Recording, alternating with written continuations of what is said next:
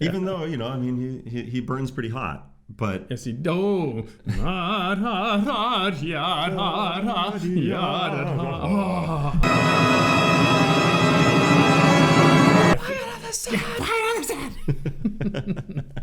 All right, you ready for a cold weather edition of Classical Rebellion? Well, I get all the classical rebellion. That's very rhythmic of you. Yeah, but it's on the beat. So it's, Classical Rebellion. it would be more like, how could we do that more? Classical rebellion. No more postmodern. Is this going anywhere? It's going somewhere. I don't know. Let's just have some fun, John. Okay. I'm all for that. It's the day before Thanksgiving. It is Thanksgiving which means we're almost Eve. to Christmas. That's right. We're in that gray area between and it's Thursday to Sunday is the gray area between Thanksgiving and the first Sunday of Advent. It's coming up quick. It's not great for me.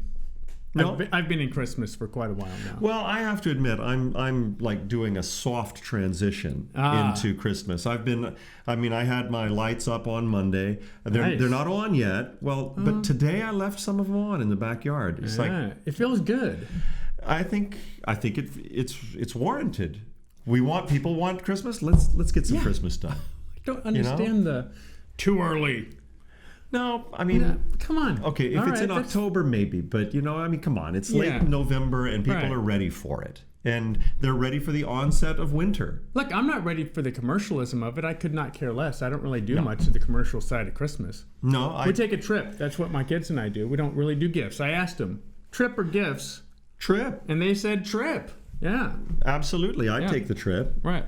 So as far as I'm concerned, I mean, I it's a tradition with me to look at each Christmas as an opportunity to reclaim some lost Christmas treasure. I haunt charity shops and go, that's an overlooked gem that needs to be saved, and then I love that. We need to do this. We need to have an episode of that. Following you to charity shops, as you're calling them. I mean, we call them secondhand thrift stores. That's the English. They call them charity shops. Thrift shops, okay. Whatever you want to call it. Sure. That's where there's so much Christmas spirit there. I really want to do this now. I want to go. They've got all this stuff, and they're like, here, it's cheap, use it, And I'm like, and not that I need it, but I look at it and I go, I want to do something with that. Oh, yeah. It's like that deserves to be put up someplace, So I bought a little Christmas tree today. A little tiny. So the people who checked me out called it their Charlie Brown tree. Oh. I said, I'm going to fix this up. That's right. A la Charlie Brown. Yeah. I guess it's Linus that does it. He puts the blanket around the tree. Well, he does, but I mean, Charlie tries. He always tries. Well, speaking of Charlie Brown Christmas, you got kind of a Charlie Brown look going here. I do. If you're gonna talk about Christmas, you got to talk about Vince Guaraldi is here. That's a piece that if you go in front of a bunch of kids, they will all sing it back to you. Yeah. One of the most instantly recognizable tunes. Yeah. And that's a tune that bespeaks winter. It bespeaks Christmas. It bespeaks the holidays, and it's a part of the culture. And it is a beautiful waltz. Yeah, absolutely stunning. Yeah. So we'll do that coming up within the next couple of weeks. We're going to do our mid-century Christmas playlist. Absolutely. There's a lot to talk about. Oh, there's a lot, man. I got a twinkle in my eye. Oh, yeah. I got something fun for you on that. Oh, good. Okay. But right now. Yeah. But now we're talking winter. We've got the storm of the century on the West Coast, apparently. Except that I'm looking up and seeing stars right now. We had a little rain today. But we had some rain, and it's cold. And they say we might get some in the mountains. Flagstaff's getting it big time right now. Okay. If only they were doing a ring cycle in Flagstaff. But nevertheless, we thought we'd talk about some cold weather music. Would you like to start? Sure. Okay. I was on the way over here. I was having a sort of a refresher with Tchaikovsky's Symphony No. 1, Winter Dreams. Oh, Winter Dreams. Winter Dreams. Yeah. There it is. And it's a funny thing, when you listen to it, you think, well, it has that very minor modality to it of Russianness, but with the delicacy of sparkling flutes and the glinting sunlight off ice and things like that. But what is it that's particularly wintry about it? I'm not really sure. I think Tchaikovsky was snowed in and thought, I'm going to be here for a few weeks, so I might as well see what I can put down on paper. And Yeah. so these are his winter dreams. Yeah, These are so what he's just thinking about, snowed in. Yeah, there's a couple different directions you can go with cold weather music. You can go with actual music about cold weather, or you can go with music to keep you Warm by. Oh, this is true. Music for a fireside. I think Tchaikovsky was writing music to keep himself warm by, because this is music written in cold weather, Okay, in my humble opinion. right. What do you got? Well, I'm starting with literal cold weather. Okay. With can you guess? I thought we might pick the same piece, so I was a little concerned. Well, I don't know. The opening motif of the Bruckner Fourth Symphony always looks like, fingers of snow coming over the Eiger, but... Yeah. No, I went more literal than that. Okay. With the Symphonia Antarctica Oh, well, yes. by Ralph Vaughan Williams. It's that quite cold. In fact, people froze to death. That's true, but I mean, that could be written, that it's cold winter or summer in Antarctica. Yes, it is. Yes, it That's is. cold weather Yeah. music. So the Symphonia Antarctica was something Vaughan Williams put together after he composed the score to the movie Scott of the Antarctic. Got it. So that's from 1948, and then he was, at that point, Scott was still a national hero for England. Through kind of after into the 70s, then we got revisionists. Oh, he was a bungler. He shouldn't have died. Writing from the comfy confines of their Oh, sure. I mean, well, academic. hey, he did it his way Yeah. and it didn't work. But No. I mean, that doesn't mean he didn't try. Yeah, and he mean- also came in second. That's the Can you imagine 5 weeks what earlier. what it must have been like to reach the pole and see the Norwegian flag there? I mean, the crushing Yeah, realization. yeah.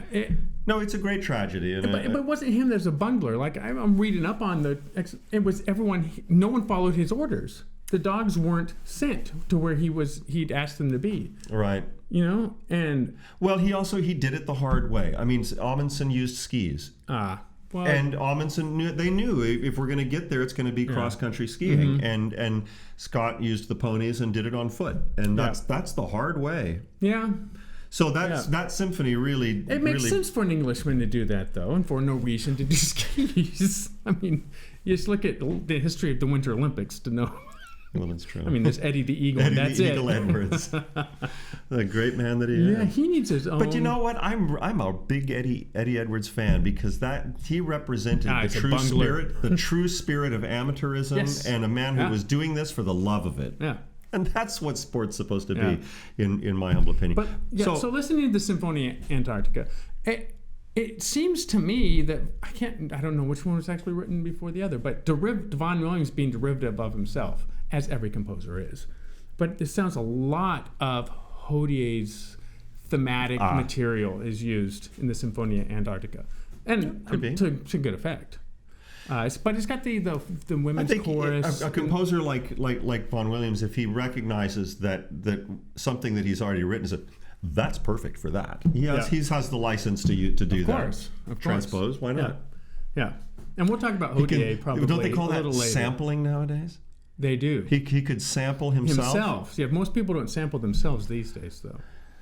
They sample others. That's true. Which But composers did as well. if you're a great composer, Vaughan Williams did.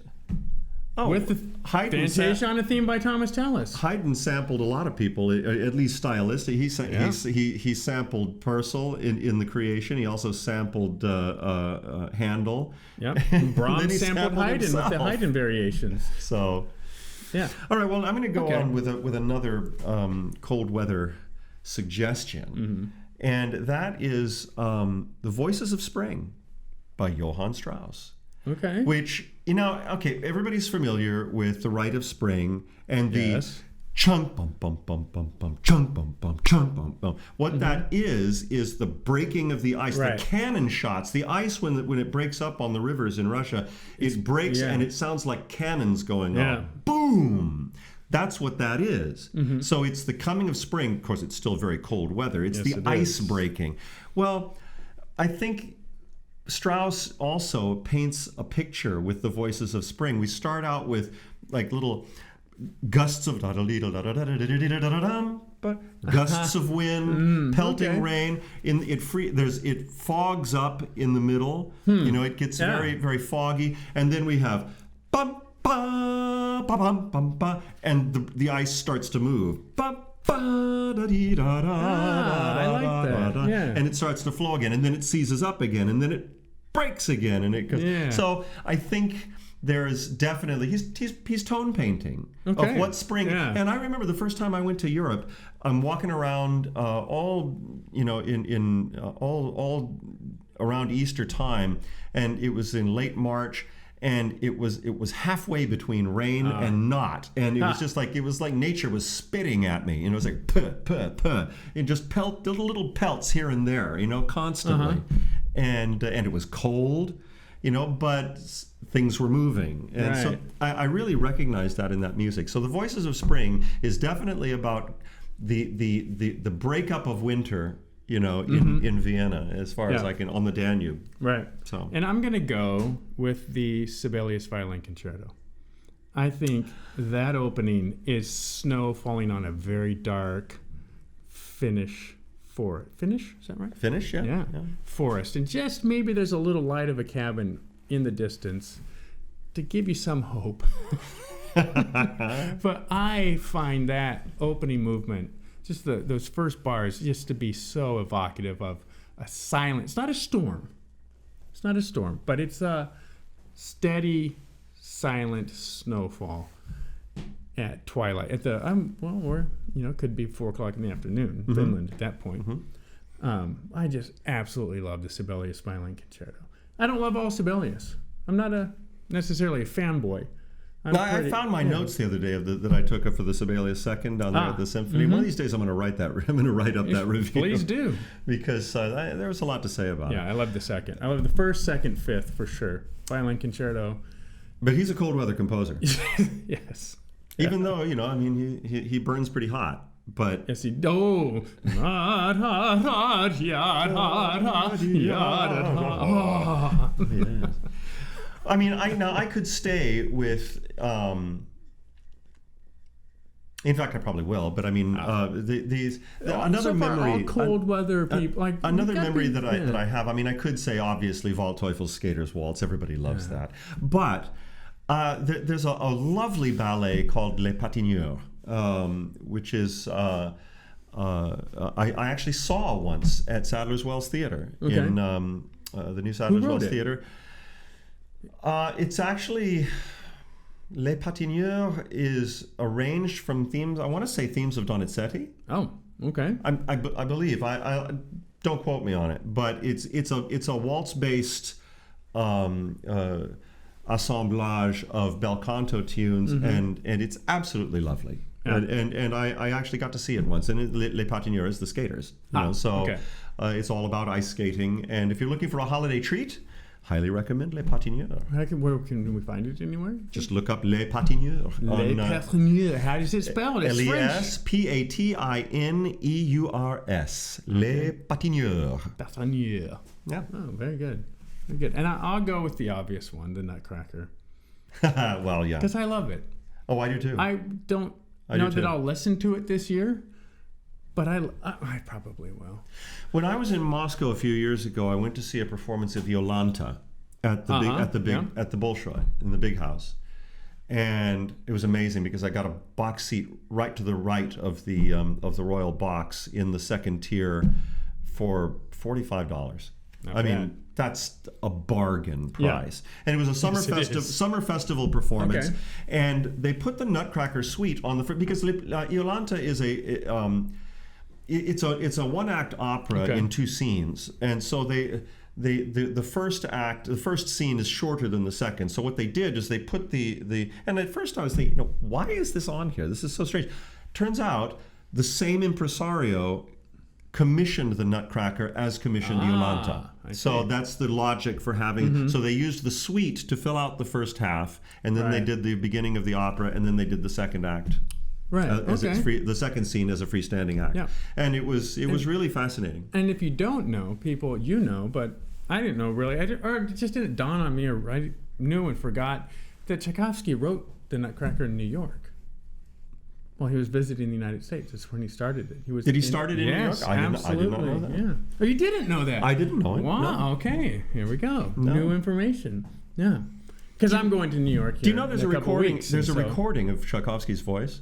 Is there really? Yes, you should look that. Maybe might want to we'll stick put it that in. in there, Stick that in there so people can hear it. He had a very high pitched voice. He's talking, and he's in with a whole bunch of other musicians that are being recorded, for example, and you hear his voice just interject something, and there's the translation of what he says. Okay. Yeah. But it's very fascinating. He had a very high pitched voice. Huh.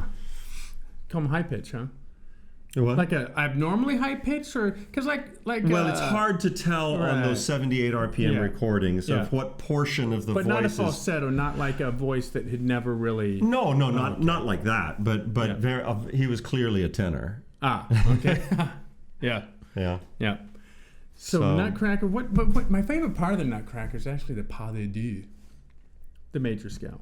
I love it. Yeah, you like that because I love it so much. Just what it does with the major scale. yeah. It's Well, we just dramatic finished. and We it's got talked a about moment. that. Yeah. The major scale there, the major scale at the end, the downward yeah. major scale Right. at the end of the Saint-Saëns Third Organ Symphony, the major scale at the end of Act 1 of Carmen. Yeah. I mean, Major scales. major scales Foundational. are frequently used as a cadence, as a cadential device. Yeah. So no, but I grew up listening to that Yeah. actually on 78s. My dad had a set which we still have that was his when he was a child in the 1930s of Arthur Fiedler and the Boston Wow. Pops, and we still have it. And that was the first time I think I probably ever heard it. Actually, one of my earliest theatrical memories is going to hear the Nutcracker at the California Ballet in the Civic Theater with orchestra. I would think I was probably about 2.5, or probably about 3 years old. I think I Wow. was 3.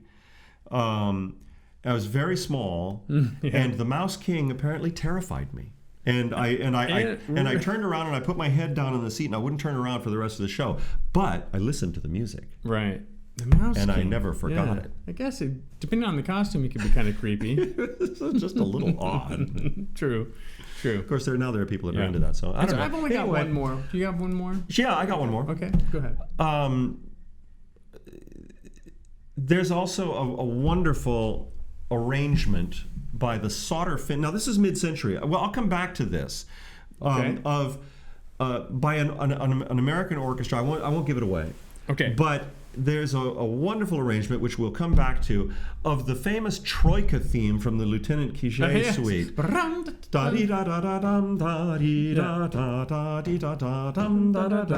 Wonderful tune. If that doesn't sound like a sled flying over Yeah. snow, it's absolutely wonderful. And I've got a great arrangement to share with you and with everybody because I think it could become one of your holiday favorites.